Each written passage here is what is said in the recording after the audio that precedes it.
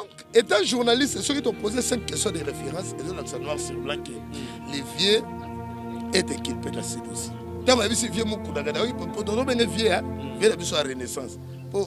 Ceux qui t'ont donné un pasteur, ils m'ont donné la loi de Sagananzambi. Koutoune longue moi na moi si on te vendre boye baté mais moi na moi si on peut sous kakitoko yo wapi vidéo à sachet mon ami boye la kisi que domoni masuba na sachet pena boye na kati ya mutuka avec pasteur moko quelle vraiment na ba préoccupation na mais tandis que vidéo est la kisi attends le ezali montage à FCC mais talaka via travailler plus que bana 25 ans et puis via bakisi soyi asali bilengi na ye na mutuka na ye atie soyi abakisi a remorqué moteur pendant 46 minutes iye moko les violeurs sera arrêté les violeurs fâchés Kalombo sera arrêté je vous dis tous en état de droit et bon fâché à nani na yebi ekutata na elokité car photo ndenge ba présenter ngai et ngape na zui na salle ngona émission pour annoncer parce que j'ai eu l'état de cause avec la victime Azanani. Mais il faut répondre dans ma acte. Bon, mais maman, quand on wapi, mon frère journaliste, tout kende wapi. Bisson de bateau, il faut prêcher par un exemple. Bango bateau, badali éducateur Yamas, artiste et comédien. Voilà. Mais il faut pas prêcher par un exemple. Badali éducateur Yamas. Mais comment nous protéger un monsieur prédateur, un monsieur dans le danger public? Et bon, on a vu sur la Zoom, on est l'homme à Salian. À Olomani. Sur la Zoom, on a Saïsaï. Moi, on a Sobé. Moi, on a Mouyombe gauche. Bon, Olomani. Chez Bissou Télévision, chaîne Oyo et Kokani na yo. Chez Bissou Télévision, la chaîne qui vous ressemble. Chez Bissou Télévision, deuxième vitesse. N'hésitez pas à liker notre vidéo. Et si vous êtes nouveau sur notre chaîne, n'oubliez pas de vous abonner et d'activer la cloche des notifications.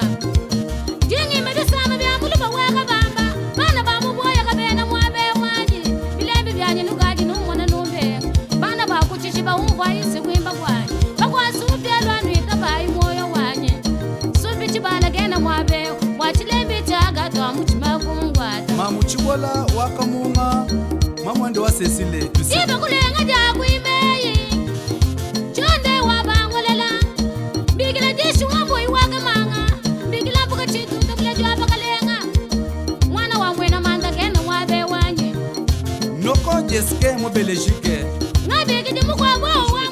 Bonjour messieurs, bienvenue dans votre émission de la semaine. Merci à le grand caméraman Vieux Mardoché, on appelle sur Mbote Belé pour la réalisation, on appelle sur Mbote Mingi, Lydie Mounta, ma mère double, je te salue. Patrick Kimbuta, je te salue aussi. Jeff Kalombo depuis Israël. Merci à Gladys Ndoka depuis Allemagne, je te salue aussi.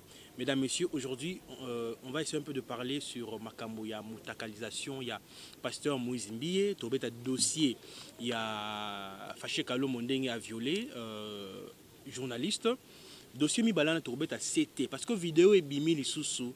Mwana mboka na pesi na mbote losako mwana mboka ouais mbote mingi mwana mboka chic mukadi et puis mbote mingi na ba internautes dega ba mesana kolanda biso télévision na radio te toza vraiment na esengo ya royal liboso ba télévision na bino puis liboso ya ba téléphone na bino ba bozui na ba canoni so moyen ya kolanda biso pour être tolo ba la vérité rien que la vérité voilà yango do mona toujours na chaka signe ya République démocratique du Congo rouge où il ko la kisama kila ya ba martyr ya indépendance et puis jaune où il a sa richesse na biso et puis bleu et il a la paix donc voilà sur le ba critère nyoso wana ndepesi mwana mboka Yves Lwamba kimia mabota mabino nazali wa bino mituna nyoso dépend na yo oyo ko rotuna nazali prêt pour na ya mapeko kasi tombola loboko ya mobali Au juré que le solo rien que solo. Na tomboli loboko comme d'habitude, na simbi kout na drapeau, na ebisi ba cher internaute que nazali liboso na bino na esengonyo sopo na koloba la vérité rien que la vérité.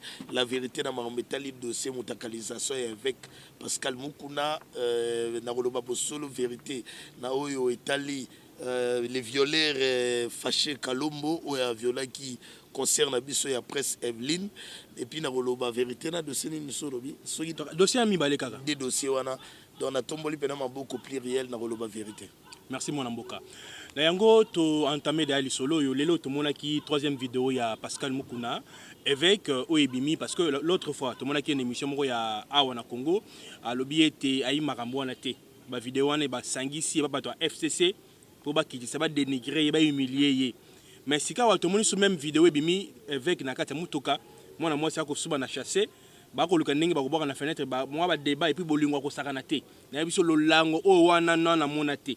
Donc yo siko okoloba nini par rapport à la troisième vidéo oh lelo il a été ils allaient vraiment avec Mukuna ndé azali na kati ya mutuka wana pe ba preuve ko la sai mutuka wana ils allaient be ya ye mwana mboka ya liboso na respect dans les internautes nyonso tout tozo remercier mingi vient na biso Mukuna to remercier vient na biso Mukuna citoyen congolais na ba cop na nyonso to do sala ezo kende toujours kitoko comme pa liboso nano na do remercier vient na biso ezali parce que a corriger ba mère na biso oyo ba romo mona la biso talaka ti lelo ba mère bato basaka bakisa bokoko mama soki la reine bayeli soki comme na bango soki la joie musuzu kuna soki nani sous les bengo Didier soki mampasi ye kutsoka kinda wapi soki banani bato ngo nyoso basalaka ba bakisa bokoko ba ya bokoko ba spécialiste à loketo mais batika kokoma na niveau avec pasteur Mukunati il y a 46 minutes talaka vie na ta troisième âge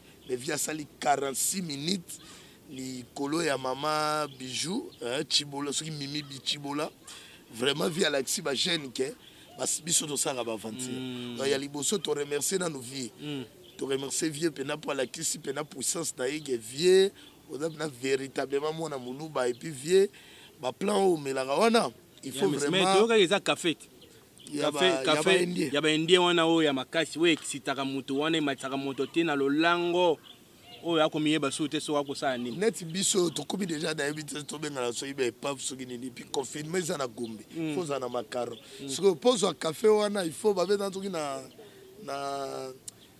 place ngo kimyango so na galerie wana il faut que nous zwango kuna donc tangu kaka ba ko déconfiner gombe ba jeune nyonso na bengi bino so lingi o soigner loketo 46 minutes comme vient abiso Mukuna nzele na nango ya musika te mwana mboka ba sur les bengote kende kara ozwa bora ba indie mwana mboka lelo yo tomoni balobi dossier wana eza dossier lelo te bandaki kala ba komaka pe déjà na justice mwana mwasi wana po ba samba mwasi wana bandako réclamer ba droit na ndenge sengeli livré parcellaire alors balobi bakendaki tina niveau ya l'état pe ba samba mais ba preuve oyo mwasi wana memaki ezali ba preuve po ayela kisa que réellement ye na pasteur avec Mukuna bazaki na makambo mais toke plus loin to luka to yeba na mwana mboka lelo yo ndenge mwana mwasi wana exposé pasteur avec Mukuna na ba vidéo bongo avant to démarrer débat na biso omoni quelque part te ba ko ikpe ko kanga ye a luka raison mais ibaluke lié pe à côté boloko ya mwana mwasi wana are ndenga exposé pasteur rien ba kanga ete pona nini méthode de droite bo kangele poani mwana mwasi wana c'est vrai apportaki plainte na ye pa ya vient na biso Mukuna apportaki plainte mais azaki na ba o ba benga ba preuve compromettante te pour relaxer réellement que vient na biso Mukuna a doit détenir livre parcellaire et puis a doit sengaye à retour il faut bitumba loketo mwana mwasi wana azaki na ba preuve te mais ce que mwana mwasi wana lobby il faut asala tout azo ba preuve mais jour a benga gisko Mukuna a préparé pe plan na ye pas so ba preuve téléspectateur tala oyaki noko so ba preuve mais mama mimi tikana loba na yo te toki leo mawa oyeko so ba preuve oyeko so ba preuve pour justifier que ya solo nani vient na biso Mukuna abimaka na yo mais un temps koya ko so ba preuve et coïncider pe na vie amelela ki au café ya ba ya ba indien na sérieux total vient na compétition mais toyoki ke vidéo 45 minutes pe ezali o abi azana na garder yango au cas où makambo yinda ko balancer. Mais maman wana omoni na musana biso ba journaliste to à la recherche d'information. Soki tozui information ezala na 5 questions de référence otomi tunara ezali qui où quand comment pourquoi. Soki tobi qui on voit déjà vient na biso mukuna. Toche comment ezolakisa déjà bayebani relation na bango na ve na biso kacha. Voilà. Ve kacha o batuna imukuna na émission to ba bisaki to mona maboko likolo. Oyebi nani aleka na émission na télévision. Est-ce que là on reconnaître kacha ya bi non ezali FCC. Ça la journaliste ezali FCC. Babandele li est-ce que on ali ko reconnaître kacha alobi oui na ebi. Est-ce que kacha wana nde aza mobali ya Mimi la fille wana mama Mimi. Mimi voilà aza nani mobile azaki mobile ne pas kufa bon maintenant la zone na perdre moi mémoire moké ba ko tuna ye oyebi mobile ya papa Kacha voilà neto tuni bongo tamba todo poser ba 5 questions de référence wana ya ba comment pourquoi tout ça qui d'abord tomoni avec pasteur Mukuna comment ndenge nini ba yebanaki c'est-à-dire toye ba yebani par rapport ya Vieux Kacha. Wazalaki collaborateur ya Mukuna. Nde ye mutu adaki be prophète collaborateur prophète na église ACK. Yene mutu azali mobali ya fiwana. Donc comment toche qui toji Mukuna comment tomoni parce que Kacha wazalaki prophète na église ya Mukuna. Pourquoi? Parce que Viona d'ailleurs katika qui livré parcellaire pas Mukuna Mukuna pas peut se livrer parcellaire à Sengieka il faut opération mutakalisation voilà quand et ça les magina moi où batuni Mukuna odaka na ndaku na météo FCC dalina sima FCC kabila dans la sima makamwana odaka na ndaku na météo odaka na ndaku na météo na soma na mbongo na ngamuko donc et la kisika où wana na résidence ya Mukuna donc, étant journaliste, ceux qui t'ont posé 5 questions de référence, et de l'accent noir sur blanc que les vieux est inculpé dans ce dossier. Mais, maman, on a le qui peut pas preuve auprès de la justice. Parce que dans la justice, il faut amener les éléments de preuve. Voilà. Alors, preuve, et ça, ici, 46 minutes. 46 minutes, tu peux bâtir malgré que tu téléphone, mais. Babi na opena ke batikelo 46 minutes aux preuve. C'est normal sur une vidéo de 45 minutes. Opération et ça le mis 46 minutes. Donc une minute on est à qui pour avec le téléphone. C'est tout à fait normal que vidéo dans la 45 minutes opération. Et puis la maman alobaki bien avant que nani aoka ki posa ko suba. Tama bisi vieux mukuna kada ki po do benga vieux vieux la biso à renaissance. Po so ito do benga ba pasteur ermo do za lwa to sakana nzambi na do biso vérité do mo se ezo malwa to sakana nzambi or moi étant chrétien la chrétienté na ngana wo sakana nzambi nzambe na l'être suprême ba ko mo ko sa biso ne juger pas mais ouais papa biso to juger ta to moni yo état que vient na biso et do la kisa ke yo so o moni jugement la ndeni to ba bi ne juger pas mais ouais so iba lobi ke ndeko chic okeli felo wane na sali condamnation mais soki ba lobi ke to moni vidéo na o ya mutakalisation to juger to moni to lobate mais bon lobate bo moni était ACK wana mukuna zwaka temps pour na construire ACK comme ACK wana oui effectivement mutu moko pona mutakala moko boye ebo ma carrière nyonso o ya bundi panda ba mbula ekene na mai ndeko na ngai soko do loba boye soko zaki place ya mukuna uningo sani uninga wangana omoni biso batoto linga ba mama trop neti ngani na dabo na linga camera na ngati lelo pe personnel mais na linga toujours mère na ngana o pas ya ba mama to bo sakana na ba mama quand on ne valorise pas on ne respecte pas les femmes et donc ça biso passe et puis makamanga comme le comportement ya ba homme nyoso célèbre ezala na bato ya profane ezala na ba homme politique ezala na ba to banzambe. Et ben qui a na makambo ya tala omoni lelo ha biso ka peuple congolais bazobati Michel Bakemba asoki nini na ye peni na ye moko voilà. Pardon, moi je suis trop fier de lui. Je suis trop fier de lui. Voilà. Pourquoi? À comprendre que la chair est faible.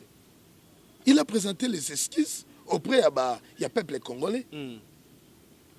Tokena Mike Kalambai, tanga betaki mwasi na yesu ki peniel. Banzote vimbi. Oh, les lois comme sabili kozala yo moko ezaki toko makasi abili ba les ans aya kaka. Bon, divorce da droit na ngana ke côté wana te ngane na olobe la plus ba acte. Ba acte salaki daki lo ya kobeta mwana mwasi zoto komi rouge wana daki violence. Mais asenga ki au moins pardon. Mais et comme na master na bango nani mutabiso mbie. Tomoni makamundenge salemi awa si le lope bakati dossier ngo pete ezaka na bongo ngana jour ngo skoto na ota na daka na Congo Brazzaville na ota la kaka na ba internet ne to mega ko chache na moni na tombe na vidéo ya Denise Shakir obi kalobi le soki pasteur Moïse Mbie soki appelle à likolo salema kité olinga ko kende ko se retrouver na makala. Parce que Elia nous a montré toutes les preuves compromettantes. Voilà les mots. Oh, maman a vu son employé. Malgré les lots, on a finga Elia. Si on a le baranine. On m'a dit que les bateaux soit disant biso ba pantisango, ba homme célèbre, ba homme politique, ba pasteur, pourquoi? Neti Denise Shakir. Est-ce que biso mtotinda gya biso maman Moïse Mbie. Biso peut-être là. Eliane Anala. Ah, comme ça la vérité, non, c'est Eliane Anala.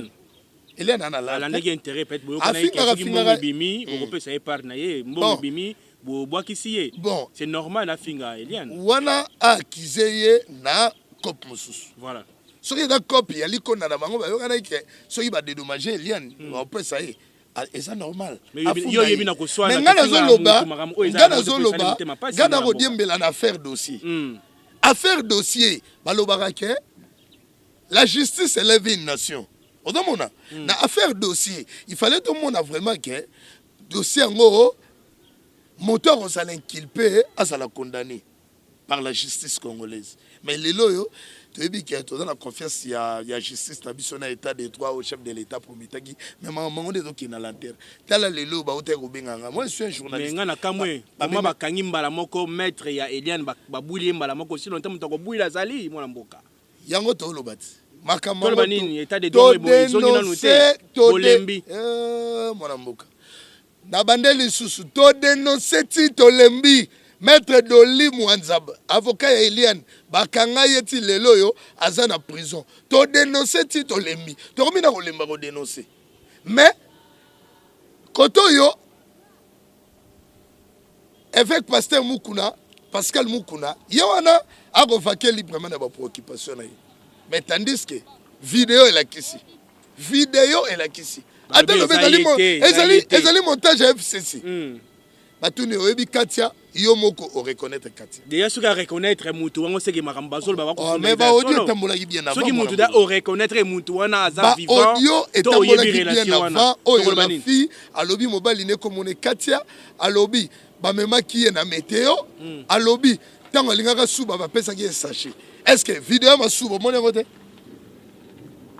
kutune longe mwana mwasi yango to bande ko ebate mais mwana mwasi yango pe su ka kitoko yo wapi vidéo sachet mon ami o ela kisi ke to moni masuba na sachet pe na boye na kati mutuka avec pasteur Mukuna to lo bate donc na vidéo et dakaka FCC ne mutamonta yango et puis ce qui FCC nga dans mon salle na Nzambe tabisone da boye take ba salle na Nzambe ba romema yo babengi na boîte de nuit yo dali pasteur soki babengi pasteur na boîte de nuit oui ben to babengi ye na place moko boye po ba keno sala ba délire na ye abi ba pasteur ba sala nini akoti na bouteille turbo mais ba chango na mulangi ya Maltina odomona ke ayo kata mokili soni parce que d'autres le peuple oyo na d'autres on a terre bango bazana ko kokosa bango davana na yo nzambe soni mais ki mokili soni mais yo ba piéger yo soit disant travail à 46 minutes odomona te ka sepela ki nango a sepela ki na piège wana et puis soka le bezali eti Katia fi wana tanga gaye bien ndengeni ya mibale météo ndako na ayebi ndenge image ya basuba ayebi ndenge et puis asuka pasteur abetibo pongi ya kosakana te wana café wana ko bora baendi bapesi bora baendi yango wana ba mama batongo nanu ya bakisa bokoko sule bengo kanga biloko nao bosa biso ba vatir biso ba jeune to yawo bo pesa biso ba biloko na biso ba jeune to melaka ba sule bengo nani msusu ba mama ngo ba nani mama bire soki nani la joie soki nani ba biloko na bino bokoko wana ezokoka nango te parce que soki to kei jamais to do komaka ata ba 30 minutes mais tala pasteur a commis na ba 3e âge hein mais tala ka via travailler plus que bana 25 ans et puis via bakisi soyi et puis na souka via katani la fille aussi na sepeli na intelligence na vraiment au lakisi que ato tombaki na sentiment na moment ya hein ya système ya mutagalisation mwana mboka toko ko bakaka merci beaucoup ata tombaki na ye na bitumba loketo po eza penzo to de modèle ya saleli ya pasteur ata il fallait kaka akoya mama pa koya ki na ye mais mission na ezaki toujours yango loka suka saki nini elle a pris son téléphone a filmé kit à pasteur filmé kit wana ya mutuka kit a couleur nini grise eloko mibale mabolongo komeli bino mokeri ngai muta FCC ya wapi te nalobi bato FCC et komeli bango mais mokeri bato FCC fait comme la bango mokeri pourquoi bino bazo loba kutu bango na ebite pe bato nga FCC yango mon bon moni ke bato na mutu na bango bacha kaka kabila rwandais bolimbisa biso bato bacha na mutu na bango ka kabila rwandais kabila sanguinaire kabila mutu mabe pourquoi pourtant bato finga kabila rwandais kabila sanguinaire kabila mutu mabe bino bolegate pour défendre comment mutu ke sala babavir na yi oyo do mona na ye moko asali bilengi na ye na mutu kana ye atie soyi abakisi a remorqué mon terre pendant 46 minutes. Yemoko. Kabila ngani azate. Yemoko na mwana mwasi wana. Avec les journalistes au moni wana sango wana église orthodoxe catholique aboyamba mwana mwasi wana te. Pourquoi abersa yimukuna na émission na odomona ke adalaki partiel. Odomona adalaki partiel. Odomona pena daki na kaya ya évêque. Aolingo yamba mwana mwasi wana pas conclure émission na yeke. Bada basali na nzambe nga etangi chrétien na kokomantaka makambo te un journaliste or il fallait batika mwana mwasi wana sa droit de réponse dans na internaute mwana mwasi oyo baoyamba na bango yete alors nga na kobenga na koyamba ye bon na koyamba ye balobaka boye omoni soki bafingi yo na programme moko boye droit de réponse basalaka kuna donc soki yo koyamba ye c'est koyamba ye po aloba makambo kaka ya ye na mukuna mais soki alinga contredire ce que mukuna alobaki na émission wana il fallait kaka na programme wana bon je crois audio na wana ezolakisa ezo justifier que vraiment la fille asa vraiment victime ya ba bisexuel oyo pasteur asalaki na nzoto na ye alors par cas à la recherche ya ba infraction procureur général ministre de justice ba élément yango wana mwana mboka tala caméra pesa pasteur mokuna conseil en tant que patriote mboka otali caméra opesi évêque mokuna conseil ya liboso na koloba boye évêque pasteur mokuna tika kosakana na biso peuple congolais tika vraiment kosakana na biso peuple congolais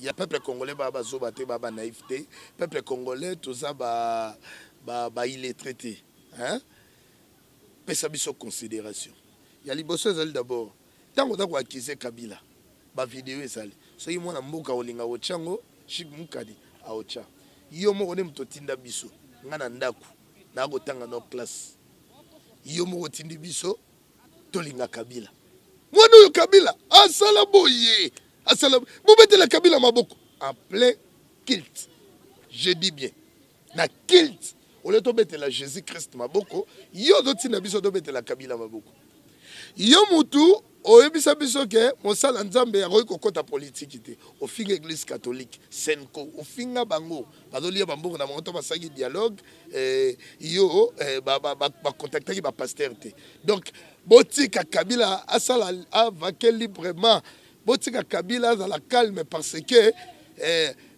bato bakolongola Kabila ezali ba IDPS MLC SID otangaki bakomba baparti politique ezali église te mais lelo yo kaka yo muto koti bali konda na yo na cop na bino na Kabila okoti ba mbongo na yo ya ndenge na ndenge biso ba jeune bodo continuer ko manipuler biso bodo blaguer na biso allez lelo commence la campagne ya éveil patriotique pasteur maire na biso Muluba allez asamila na aseka lelo yo papa na biso alobi te ponga na kufela na ofele mais naloba papa na biso dans respect à ba papa na respect à ba mama batosaki maloba oyo lobaki ba considérer que lola molobeli ya nzambe lelo ba soutenir Kabila yo moko sko changer langage au moins la campagne éveil patriotique il fallait d'abord commencer par demander pardon au peuple congolais. Merci mon Mboka na yango na makambu ya maman na biso Mimi o ya livré parcellaire ou abusé ou l'exhibition au dali guerrier 46 minutes il y a rapport sexuel on a vraiment ma casse merci pour la bitumba loketo et koki yokela maman wana mawa zongi sala livré parcellaire. Voilà, merci mon Mboka sika watokoti na dossier ya Evelyne concert na biso azaki violé par artiste comédien na kumo ya fâché o lelo yo akomona na te pour asaba responsabilité na maboko to betima solo lelo yo ngai na koloba en tant que journaliste parce que bino ba comédien bande ko na ba comédien boko condamner nga bobi mais comment yo ozali comédien pour défendre moninga no comédien o nga ba kangae nga na tuni bino boye bino tong boko condamner bolobi ke non ndenge ni nga comédien na kotika ba kanga comédien te na kotika ba kanga comédien ngai pe na journaliste mwana wana oyo je vous informe maintenant mwana oyo ba violer wana aza mwana yanga azo travailler et pas nanga akenda makamwana ekomelie na service ake ko sala musala nanga nde place ba violer famille na bango bayebi ke mwana biso asala ka nesika songolo ba violer po mutu kingani atindaki ye asala musala dossier wana ekoya na maboko nani ekoya na maboko nanga na ko assumer ba responsabilité en tant que patron ya mwana mwasi wana ya liboso ya ngwana ya mibale azali journaliste ngai nazali président ya association ya ba propriétaire de chaîne YouTube en tant que président na bango ba délégué nga wana de 2 de 3 mwana mwasi wana azali journaliste sengeli na zo ba responsabilité na maboko et sengeli na défendre ba journaliste ezali soni pour na ba journaliste ezali mabemingi pour na ba journaliste et sengeli peut to ba mesure pour te défendre bana ba journaliste ya bana basi parce que na oye komi epesa biso mayele et puis ezaka suka te ezali ndenge mingi ba leader ba salaka ba journaliste na biso ba mwana mboka na boko lo ba mingi parce que ekotinda na dasuka mabe en tant que journaliste na ndenge ba sali concert na biso akei ko sala musala ba violer ye ba telier drogue na verre Amélie to ebité bana mibali nyonso wana ba sangelaki ye to ezali kaka mutu moko ne azwaka ye et puis mwana bato se retrouver na zemi mwana mboka Yves na yebite état de droit ngona mboka oyo to sala boni to kende ko wapi na tomoli maboko likolo liboso na bino ba cher internaute na tombola kaka mwana mboka ngai mutu ya liboso oyo na denosaki ke ndeko Fâché Kalombo violeur ndeko le violeur Fâché Kalombo a abusé et pas ya mwana mwasi ya batu Evelyne Likunda oyo azalaki à plein exercice ya musala na ye étant journaliste gai mutu na denosaki mutu liboso na dénoncé pourquoi na dénoncé parce que bino bato yo soki ba comédien o boko sala makambo wana tout ça o lelo yo vous êtes contre bato yo ba ko sala ba ko dénoncer pour que bakanga ndeko Fâché Kalombo et akede ko répondre dans ba acte posé devant la justice. Mais tout dans président Elombe moza mutami beko président Elombe je vous informe que président Elombe benga kinga voilà benga kinga po aboma moto effectivement to bomaki moto tokendaki ko funda nanu te po président Elombe benga ki bapesi rendez-vous na famille ya mwasi ke ye muta violé akoyena ba responsable na ye ba solo la ba bongisa famille ya mwasi bavandi bazeli batikala ko yate ni ko benga bon et ça ça ça koloba na ba cher internautes que voilà donc président Elombe ne opostila na lemba to na Moamba dans le na yango pourquoi mais comment muta violé pour négocier c'était violé négociation zate moto violé bon négocier nini d'abord azala interpellé par la justice et solution surtout ezala trouver kuna na table yaba magistrat pe ba juge mais pas négocier derrière les na batinelle dans des coins dans des terrasses papa la vie est sacrée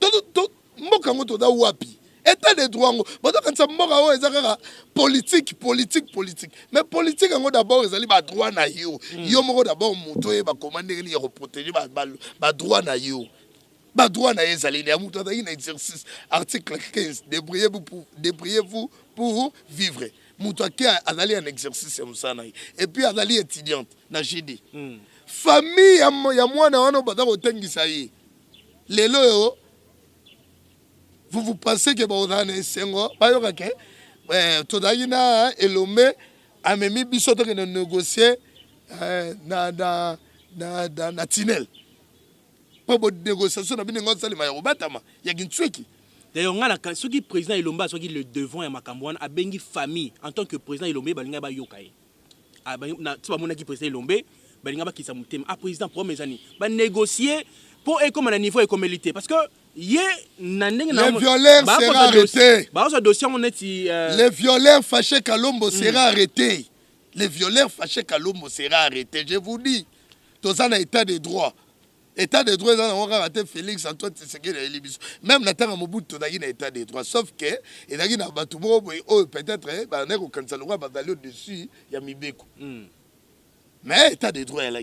Mais si quoi, martelé, c'est aussi une occasion. Tout le monde a fâché Kalombo à se retrouver dans la prison. Et Sobé, quand on est en prison. Et Sobé.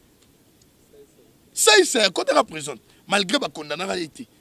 Moussousso, nani, Neronabiso, nani, artiste Barizo. À côté de la prison. Et bon, on fâché à Danani.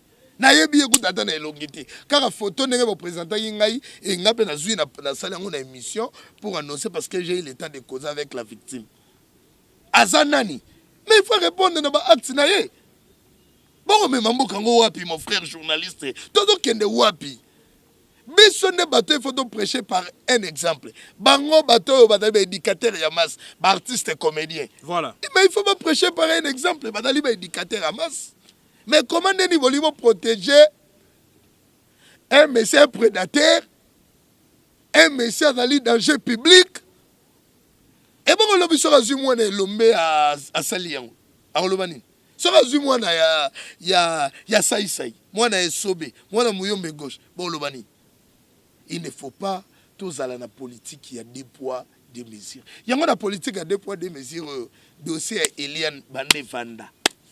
Biso ngai na rolinga atako balobi pasteur nani Moïse Mbi adali présumé innocent mais il faut tout mona justice asala musala nae sera innocent bravo tobeti maboko si on va condamner Eliane va condamner pour accoser les mots batulikam ba condamner mais ce qui peut tout le monde Eliane makamado loba parce que c'est une femme ou adoloba toujours à faire drogue.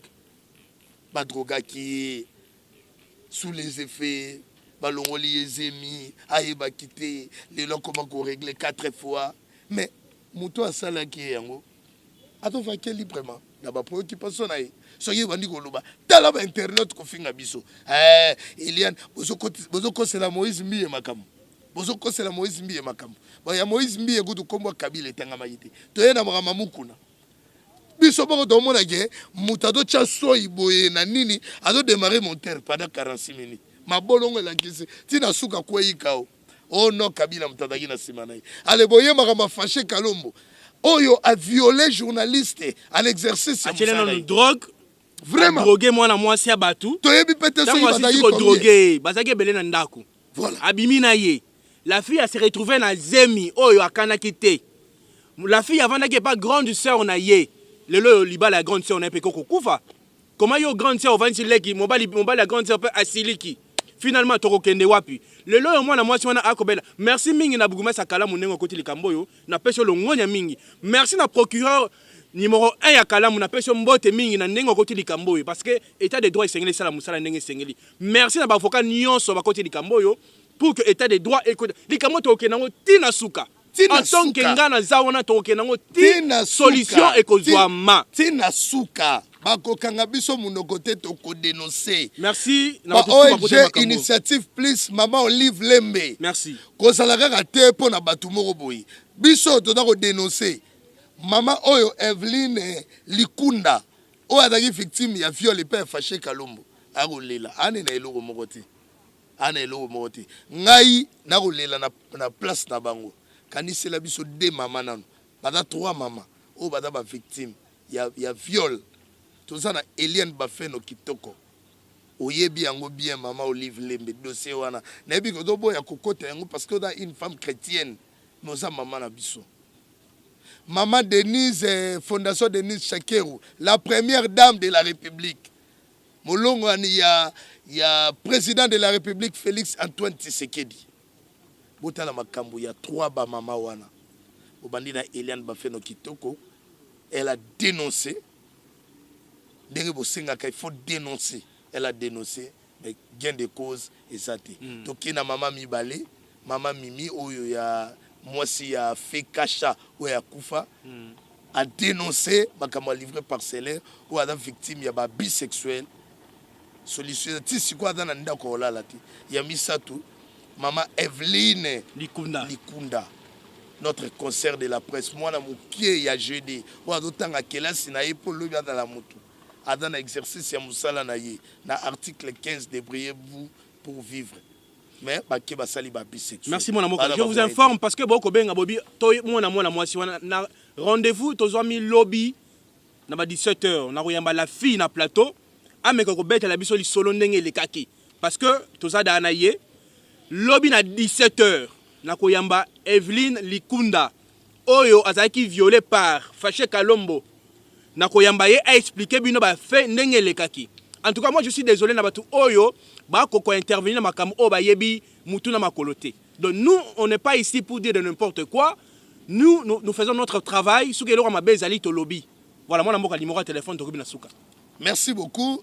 Mais na linga ya va numéro de téléphone to pe sata numéro Eveline wana pour nyo kwa ma pe na eloko monte ko pe sata numéro na numéro na téléphone na ebité numéro na ye to changwa ta na bande passante numéro ya Eveline to ko afficher photo na ye wana parce que to mi photo to la kisaye na ko tia numéro na ye wana et puis na ko tia na photo na ye bo benga ye bo tu na ye la fille mais nga lobby je vous donne rendez-vous na ko yamba ye na émission ba ko yamba et pas moi na mboka na chaîne na biso awa local na Top Congo ba lobela ngo negra merci beaucoup na Top Congo ne bo lobeli kambo moi na mboka numéro de téléphone tout ça émission lelo. Très bien moi na mboka Chic Mukadi nazana esengo ya trop lelo ndingi yo yamba inga poto solo là. Il faut to conclure d'abord avant na des annonces sur quoi conclure. Merci beaucoup. Tout a besoin ya avec Pascal Mukuna asenga peuple congolais pardon pour yem patina yibiso to landa Kabila yepa boy Kabila. Atina asenga biso d'abord pardon nga bane ko kumisa Kabila o esala ekazo mbongo pour biso to ababola. Yami balé Togo senga na évêque après sa maman wana livré parcellaire maman wana ba victime wana il faut tchaka bilongi na bango na émission nous doit défendre ba maman il faut tchaka bilongi na bango pour togo défendre ba maman wana victime il y a 46 minutes sans retour hein maman Mimi et puis dossier Eliane il faut na kosenga na yo na autorisation na yo soko chape photo na yo o chape numéro na téléphone batama bazali voilà merci beaucoup et puis na Eveline Likunda batunyo surtout ba rolanda biso partout na monde entier na Bandundu na Kasai na Okatanga na Kisangani partout ba maman Nipsia Kodi hein la reine de Sa Majesté. Hein? Maman Nipsia, merci beaucoup. Bon, mais qu'à soutenir bateau nyo so bataba victime, surtout na Eveline au lelo togo loba. mobali yango le violeur fâché Kalumbo asakima na ye to éviter place à resoyer wapi abatami mais to dans la confiance et la justice ba oluka pe ba retrouver numéro de téléphone ezali plus 243 89 67 11 565 Nabandeli plus 243 89 67 11 565. Voilà, ezali yabino ndeko Yves Luamba makambo nyonso na lobi na tomboli maboko likolo na kosibinote ne kaka to singina avec pasteur Mukuna te remercier pour la 46 minutes de travail mais azong c'est la batou maman ya batou livré parcellaire naï soki ezali ye te alakisa biso kaka ndenge FCC kosenga bagenou na mangwele parce que yango nde longo bazelaki na télévision mais basoignaki na sango ya église orthodoxe yango moni alakisaki te ya mibale tosengi na violeur fâché Kalombo justice a multiplié encore effort pour na koluka ye azali puis tolobeli ndeko oyo ataka pa ya bobo na Nigeria ndeko Géry tolobi na yo boye yo zano libosa bibe côté kolanda te ba mama na potone ba kokosa bino che poudre au kanisi lokola yonde okomi célèbre ozano célèbre tozano pe logo mote soko lingo s'impliquer na makambo yo ozana interpellé par la justice et ba okanga yo et puis yasuka bo soutenir ba mama ba numéro na bango ya ba téléphone oyo présentateur journaliste na biso Chic Mukadi alobi a reposter yango na ba chaîne no bolanda biso. Merci beaucoup. Merci mesdames, messieurs. Moi je vous dis un grand merci. Merci à Fabien Pouy, merci à tout le monde qui était bien scotché pour suivre cette émission Police de Star. Merci à Lydie Moutamba, mère double ma femme, je te salue. Merci à Jeff Kalombo, merci à Ndoka Gladys Moutamba, je te salue. Merci à mon ami Patrick Mbouta, je te salue. Patrick Mbouta, ouais, Patrick Mbouta, mais Patrick Mbouta, Patrick Mbouta, Patrick Mbouta, ouais, moi et vous, on se trouve comme ça demain avec Evelyne Likunda dans un plateau spécial. Donc, lobby 17h, bon manquer Evelyne Likunda, nganaye pour la vérité, tout concernant l'artiste Fâché Kalombo. On se retrouve comme ça. Bye, demain.